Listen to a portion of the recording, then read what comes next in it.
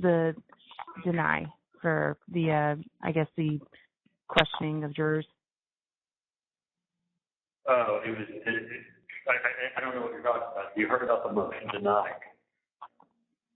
Yeah, there was. I'll bring up the screenshot that I saved. And what's it? It says, an order, no, not motion. It was order sealing documents sealed, order denying motion to interview jurors. Okay, so what we did is, I guess we filed the other day a motion that would allow us to have the court investigate the jurors, and the answer was a motion to under seal, order sealing, yeah. So was it us that filed it or someone else that filed it? The state's response to defendant's sealed motion to interview jurors. Order granting agreed order on defendant. You request to motion under seal, order sealing documents, and then order sealing documents sealed under order denying motion to interview jurors. So the judge says he's denying it, or? It says date, star judge, it isn't. Or the state doesn't want us to. Order denying motion. It doesn't say state or judge. I don't even know what that means. Let me tell you something first. More and more convinced. The speaker, I don't want to talk. You what? The speaker, am I? No, of course not. Tell me if you think I'm away.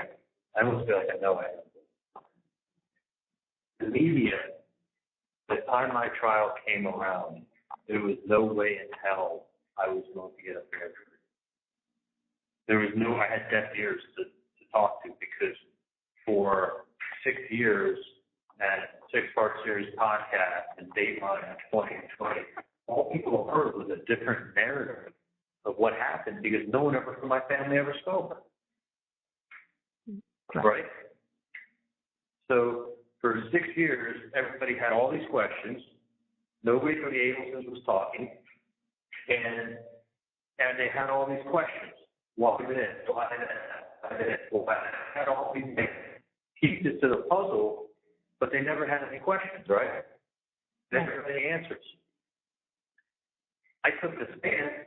What did Catherine say to me on the stand? You got an answer for everything. Yeah, because I'm telling the truth. Right. Real interesting how that works. You telling the truth what happened, pieces of the puzzle fit together. So let me ask you, don't you think you have an answer for everything? You can explain all the evidence. Isn't that a definition of reasonable doubt? You have an answer that logically explains everything? That's reasonable comparable doubt. To what they to the other people that they had on the stand. Changing stories, liars. Yeah, comparable to people with vendettas. All your witnesses have an axe to grind. Right. Like, it really did. Like, they all fucking had an axe to grind. And it became so evident, one stand went up there and started cutting everybody else. He didn't cut up Stanford. Stanford just told what it was pretty much. He did a little exaggerating with his landline routine, and generally the public thinks landlines are secure. No, it's a better connection. Ever get that cell service somewhere? Get that landline service somewhere. So the point is, like, they only heard one side of the story for 6 years. So they had all these questions that weren't answered. Right? Right. I get up there, I answer all the questions, and I'm supposed to have an answer for everything. Well, you got up there already, like, disliked. I was told the jurors were not even looking at me when I was up there. Really? I heard a couple of different comments. But let me ask you this. Once I got up there and I testified, and I did as well as I did, and answered all their questions, and made sense to Catherine, what happened to her? She got really frustrated. She had to revert back to him. She got really frustrated, and she got to the point where she needed to know what Bree did for Dave and how old was Bree. You know what that means? I'm going to have to turn this into a pro. You got nothing else to ask me. You got nothing on me. And you're going to go, see, look, you take that one line out of my sentence, you got nothing on me. Like, oh, you must have something to have on it. Like, do you see how you can cut that out of a sentence and highlight it and be like, you say you got nothing on me? He's so cocky. No, it's because I'm innocent. But, like, the point is like, they had a story that had propaganda fed into their brains for 6 fucking years. None of it made any sense. So girls and you start the story off with the girl drove past 4 liquor stores, drove an extra 10 miles, went to go cut in front of his house, did a quick U-turn and left. Okay, there's your connection. She's showing up the day of the murder. Between her trip to the liquor store and the supposed code word TV, you have something that's very hard to explain. Because you can't explain a coincidence. It's just something that happened. That's what a coincidence is. Unexplainable. But that doesn't mean you're a murderer because of that. If my sister didn't have the email asking her to purchase a bottle of Holy Bourbon, she would be doing life in prison right now. No, I know. Yeah. Do you realize that if someone said, oh, I don't remember asking her to get anything, but the person did ask her and she wrote it down on a sheet of paper, she would be doing life in prison. Yeah. Because someone would go, there's no fucking way. Like, by the time I got up there to testify, and I don't know if this is true or not, or maybe it's just one person was glancing at it, but like, it looked like a lot of the jurors weren't even looking at me. Usually when those testify, they're staring right at the guy testifying. You know what I'm saying? Yeah. Like, these jurors, Tallahassee has been poisoned with this idea that this is the way it was done and why it was done, all the motive. Like, no, there was the $1 million offer. Like, not the Hitler Youth costumes. Not the fucking, yes, they wanted her to relocate, but that doesn't mean we killed them. Do you see what I'm saying? Yeah. Like, they only had one side of the story. Everybody thought, when you got done listening to that podcast, I didn't listen to it, but when someone gets listening to the podcast, doesn't it lead you to believe, like, these people are 100% guilty? Wait, you mean no, I never fully listened to it. No, I have to tell you. But if that's does it pretty much point the finger severely at the family? My family? I would assume so, yeah. They made a big deal about it. And someone coming in saying that they listened to it is pretty much someone who knows about the entire family at this point. Okay. So then they said that you treat us fairly and not hold it against us. But my point is that when somebody says that they have heard, like they've been tainted by the media, it became a circus-like environment in the courtroom. When we were interviewing jurors, it became a joke. Like, because if you have 93 people coming in being so honest to tell you that they can't take fairly, what about all the others that are coming in and lying about it? Like, it's not a normal case where people show up and they're like, oh, let's sit for jury duty. Like, oh, you ever hear? No, okay. You know, you're arrested in a felony, you know, ask regular questions. You sit down and hear both sides. And you hear two equal sides. Like, there was no evidence. Like, if there was evidence, they wouldn't be highlighting emails saying, like, oh, he said he was going to go to the cops. He never went to the cops. Okay, we'll arrest him for first-degree murder because of him saying that he was going to go to the cops, but he never went to the cops. He said it 27 times, but he never went once. Like, maybe he was trying to say, hey, I'm not sending you off. Like, I need your help. Maybe, like, my parents really did want to go to the police at certain times. Like, you can't take everything out of context and be like, oh, you're guilty of first-degree murder, throw your life away. Yeah, you know, it's my common sense. Like, they're showing, they're taking lines out of my sister's book she read in 2008. I didn't fucking write that book. And they're like, why are you reading the Nor did you write the book? And why are you questioning them? Like, hey, you know what? She didn't like how it happened. She wrote a book about herself, and one day she planned on leaving. Doesn't mean she did a murder. Like, my mom's telling my sister, go be a jerk to him. He's being a jerk to you. We did a murder. But the problem any is that mother would. That's the. And the joke is none of those things were ever even done. None of those things were even looked into. And they also stated that too. So here's the thing. You said that there were people all over the internet when I testified going, holy shit, he's telling me the truth. Holy shit, there's something else that could have happened. Because for 6 years, everybody sat there and they were like, what the fuck else could be your explanation? What on God's green earth? What's the explanation for this, right? The problem is 6 years later, I showed up to give the explanation and fell on deaf ears. It's the years of enforcement. Yeah, unfortunately, the people that I was reading comments from were not one of the 12 that were sitting there. They could have been. They could have been the 2 and 10 that showed up. But guess what? No, they were smart. They're lawyers. They're attorneys. I mean, the people I read, like they're,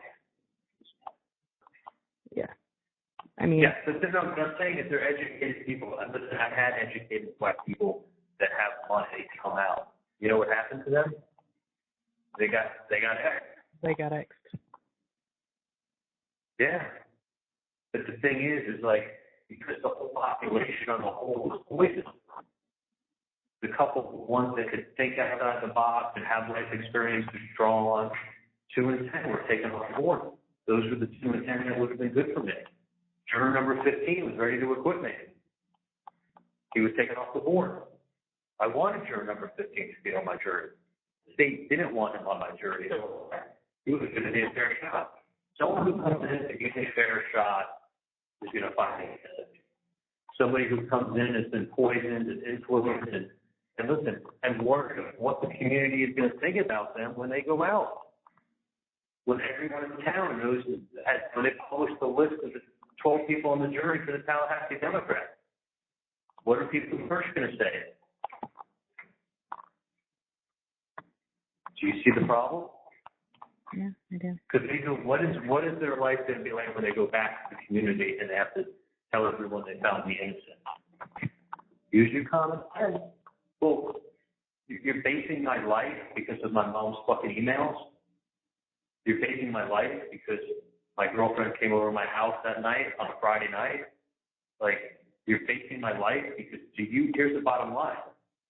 Do you know what happened at my house on the 18th? Were you there?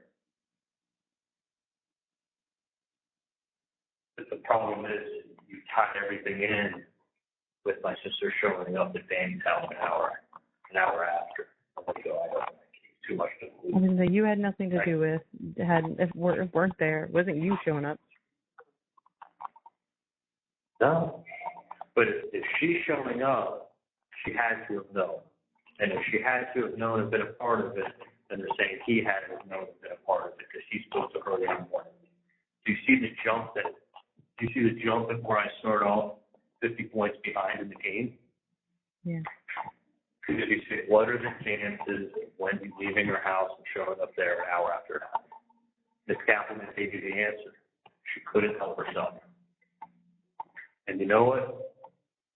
9,999 times out of 10,000, she's probably right. Like, statistically, she's showing up is because she knew. Guess what?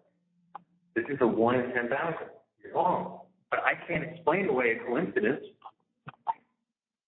No, not when it comes to you. When you weren't even a part of that, you can't explain, like, okay, how do you expect me to explain while I spoke to her that morning. My mom spoke to her that morning. So now you got the communications. My mom's making the Best Buy. Like, my mom's making the Best Buy appointment for her. That's because the Geek Squad was under my mom's name because she's the one that bought the TV set for my sister that I came from. But here's the problem for me. I have an answer for everything, I can explain everything. Nobody wants to fucking listen because their minds were made up by the time they walked in that courthouse that day. Yep. It's been on TV. It's been in the newspaper. It's been on the radio. It's been on blogs. It's been on podcasts. It's been fucking saturated and been the biggest story in this town for the last 7 years. So they never heard our side. The first time they hear our side, I get up on the stand. What's the reaction to the public? Holy shit, there's another side to this. But you've already had the minds have been poisoned to most people. Most people have already had their minds poisoned. And then you throw in a few coincidences, like the word TV. The word TV is not code for fucking anything, right? And then you throw in the coincidences, you throw in the trip to the liquor store, you throw in what Ryan Fitzpatrick said, you throw in the book, and all of a sudden, you've got so many factors cooking in the pot that it's like, it's a mound of evidence. No, it's a mound of bullshit. But Charlie, you had 9 years of stirring all of this together. Stirring it all together. And then here I show up, like, hey, I got an answer for everything. Ms. Kaplan says, don't you think it doesn't matter. Yeah, it doesn't matter. We got a mound of evidence. You just have an answer for everything. Yeah, because if someone has an answer for everything that's reasonable doubt, it's when you don't have an answer.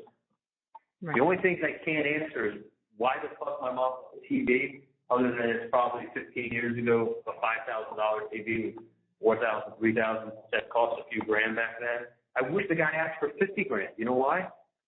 Because then it would have been like this car cost $50,000, and then there'd be no code. But it showed up 3 times. The joke, the repairman, and then when the TV code. When the TV code, when the agent shows up at the house, shows up with my mom. Right. 3 times around the same subject. It's like, that's like. But literally none of those had anything to do with you except for your mom telling you that on the phone. Again, not your words. Like literally right. Not one of those things. Were you present? One. Were you like there? Were you a part of? Emails? You weren't approached. You don't know the guy. You were called by your mom. Your mom sent the emails. Your sister wrote the book. Your sister was the one that showed up. Your mom made the TV comment. All of these things, Charlie, they never had anything to do. Like, you weren't saying anything. So this is what frustrates me, is all of those things that they wrapped together ended up being a choice for you. Yeah, and once you have all that other shit floating around, you can't explain that night because you've got the hatred from the fucking book to Tallahassee. The fucking right. Oh, and she changed the kids' names. She left in 48 hours. She got what she wanted. Like, listen, take all that aside. The fucking $1 million offer and what happened to me is what did it. And that's another fact. Is simple. They're like, oh, well, you paid this amount of money. And you're like, yeah, you made it known. Unfortunately, and I'm sure you have regrets of speaking about that offer and telling someone a third. I told a lot of people. It wasn't just one person. A lot of people knew about it. Right. But yeah. But then they were questioning why they only came to you for $350,000. And I'm like, isn't it obvious? Because that's exactly what he said, because that's what he was offering to put in for it, the offer. Yeah. So they assumed that had $350,000. Is there another, you think $350,000 what he was offering, they're going to come back for $1 million? No, you were offering $350,000 for that offer. Right. Yeah, that offer never went even to them. Yeah. Yeah, no, it's great. It's because the propaganda of the mass media had already poisoned the pool. And when you have a podcast that asks all these questions and no one's standing there answering, it just builds up so much momentum and hatred. But wasn't it interesting how many people, when I testified, it made me think of it because I got a letter today. I mean, she didn't write much, but just like, I've had a couple letters from people in jail telling me like how they support me and they believe me and they're like holy shit, there's another side to the story. But that jury could never get away from the autopsy photos, the Hitler Youth costumes, and my sister's book, and my sister showing up at the crime scene. Like, that is the amount. Oh, and my best friend Ryan Fitzpatrick even said this. Like, all the little bits and pieces that they wanted to throw away. The temperature in this town is such that any agent would throw up and Bubbles would have came up every day in midweek. I know. Like, it was free, it was a circus. Dan said he's never seen anything like it.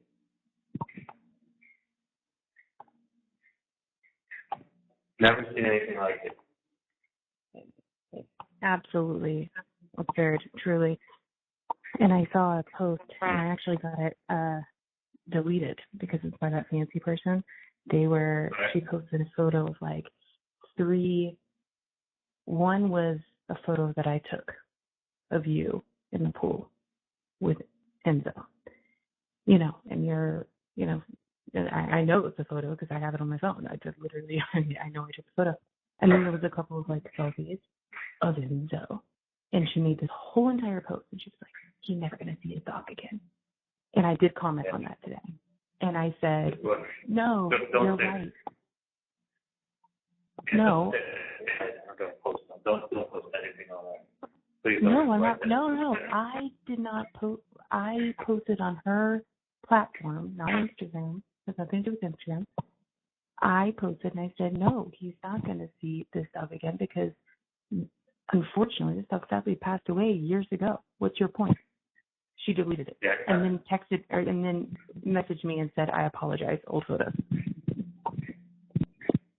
Was she right with photos? She what? But that's it's so stupid. And I will comment on things like that. I don't. Yeah, and I just don't want to talk about it. That's like a big sort of subject. Well, I don't like seeing stuff like that and being tagged because it hurts me. But look, do you agree that the media has been poisoned? Well, like here, perfect example. The Markels finally get to see the boys. They actually, that's why they waited a week or two, because that date was already set up for the Markels to see their grandchildren, right? Right. They're set up to see their grandchildren. I think I told you the story, right? Yeah, you told me last night. Yeah. Yeah, like they saw them for never hugged, never. No hugs, no kisses. They asked them about school. It was awkward as shit, and they left after an hour. So I said, well, how many times have they seen them since? Like, have they, like, that was the first time, but how did it go the other times? I don't know why I thought it was like 3 or 4 times. Maybe it was 3 or 4 Skype calls. Okay, how many more times have they seen the grandkids in 19 months? 0. Okay, how long did Ruth Markel spend at her book signing in Tallahassee?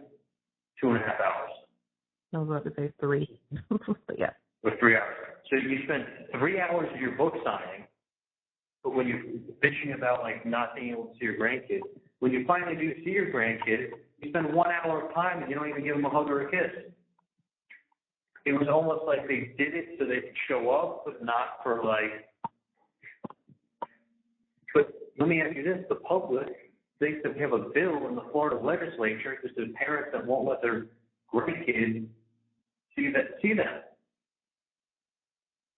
But that's not the case. Right. No, I'm here. Yeah. But that's not the case. The only people who didn't want the grandparents to get seen by their grandkids is Danny. With the stupid petitions with the court that we're never going to go anywhere. But then they make it out to be like that's the motive for the killing.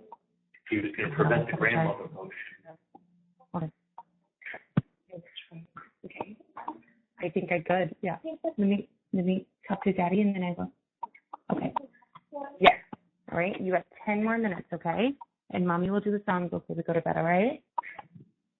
I just got a message that Ryan is doing a live interview with one of the YouTubers. Oh, that's amazing. Yeah, that's amazing. Who got this? Who gave you the message? June. Oh my God. Can I send her a screenshot of the messages that you sent me? That what? Can I send her a screenshot of the messages that you sent me? That I sent you? No, that Ryan sent me. No, don't send anything to June. Okay. I don't want to get back to Ryan. I don't know if Ryan's contacting June. But I would tell June not to have any contact with Ryan, that he's dangerous. Oh, well, she told me that they spoke. It was the only person that she knew. They spoke in the airport in Tallahassee after she testified. She was talking to Ryan. Yeah. Well, Ryan's probably. I said LOL. I didn't say anything beyond that, but. Well, just tell her to be careful. I mean, he is completely evil. Stay away from him. But what podcast is he going on?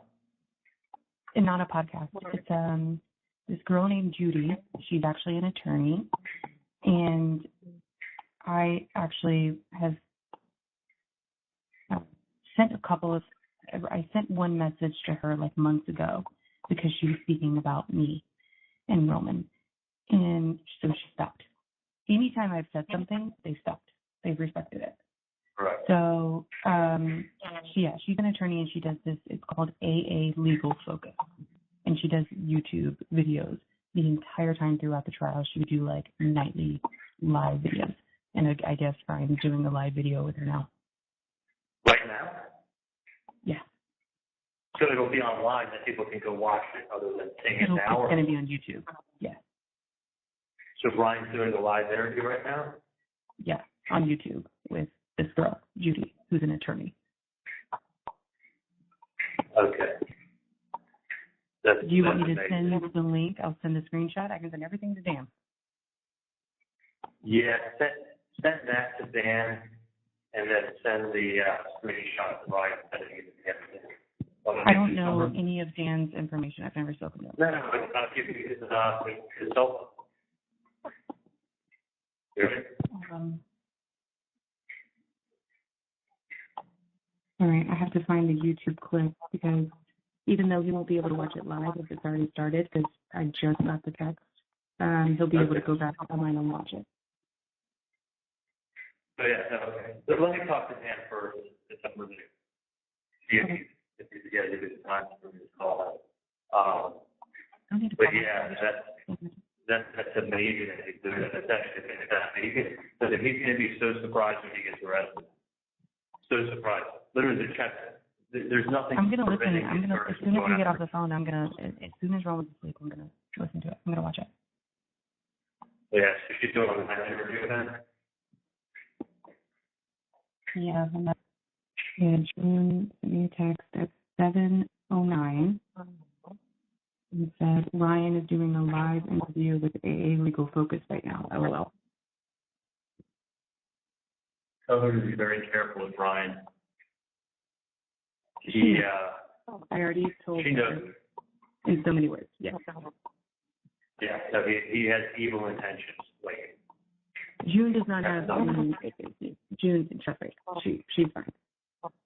No, I'm just saying it's not June, it's Ryan. I know, but I'm saying at this point with her communication with me, anything I say to her, she's not going to go do. Trust me. Yeah. Okay. So let her know that. Be careful. I mean, dude, Ryan had this guy, Corey, pretend to be looking and interested in a house and lying to June that he was looking and getting a house. So he tried to fuck June to get back at me. So he had Corey call up June when she was doing realty and have her showing him a bunch of homes, pretending like he was about to buy one. And then was like, let's go get a glass of wine. Come on, buy a house, we'll have a glass of wine. And then he got her on her boat. And then he was like talking shit about me on the boat. And then June started crying. And then, like, that was the only time she hung out with him. But he got her because he was pretending to be interested in buying a house for his brother. He already had a house. It was a scam. Like, Ryan's a piece of shit. He is. Right. Absolutely. No, I just. Yeah. Okay. Same with how he was trying to, like, slide in your direction. Like, he's a fucking snake. And you know what? The reason it's $500,000 is because that's what was owed to the company. So let me break it down.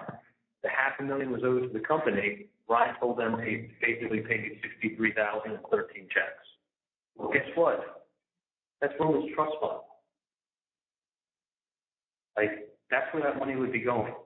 Instead, it went into Ryan's pocket. He gave the Bermans a 90% discount and pocketed the money. He stole from your kid. Basically, who he stole from. I really can't spend money in here. So when you think about who he stole from, and you think it's real funny. He stole your kid's money from your kid's trust fund. I don't think he's funny at all. Now yeah, that's real funny, right? Because you know who that money would be going to? The person I'm talking to on the phone right now. So that's actually not really stole from you alone with the company. And he's laughing about it. Oh well, he's going to learn what institutional fraud is and embezzlement. But let him do what he's doing. God, it's good. Let him enjoy it. No, I'm going to watch the whole thing. I'm going to listen to the whole thing. Yeah.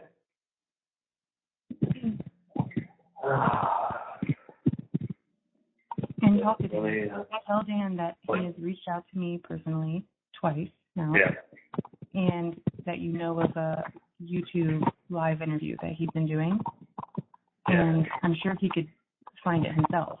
The only thing he would do for me is like the personal screenshots, which doesn't really mean anything. But yeah. I'll have you send that to him. Let me see if I can get him on the phone for 10 minutes. And it's AA Judy. I hate this person. Yeah, I fucking hate him. I cannot, Charlie. I mean, honestly, yeah, trust me. I don't hate anyone in my life. I've never had someone try to ruin me who's pretended to be a friend. Basically, they feel like I need to ruin me. Look at the people I've known for 40 years who want nothing to do with me. That's what Ryan told them. They believe Ryan. I hate my cousin. I hate Nona. And I hate Ryan. Those are the two people I hate in my life right now. Like hate. Like have like pure hatred towards. Yeah, but Ryan's still showing up to be your friend while he's fucking you over and stealing from you. Oh yeah. No. What is it? AA Judy lawyer? No, AA. So 2 capital A's. Legal Focus. And her name Legal Focus. Yeah. Oh, AA Legal Focus. Yeah, it's a YouTube channel. Okay. And her name is Judy. Okay. Let me see if I can reach Dan. I'll call you in a little while. Yeah, I'll be up. I don't sleep. You what? But I said I don't sleep. But I do need to get Roman to bed. So let me get him off his phone. And you want to say goodnight again, or you just want to call me? Yeah. Can you hear me okay on the phone when I talk like this? When I don't have it on speakerphone. Here, baby, can you say goodnight to Daddy again, okay?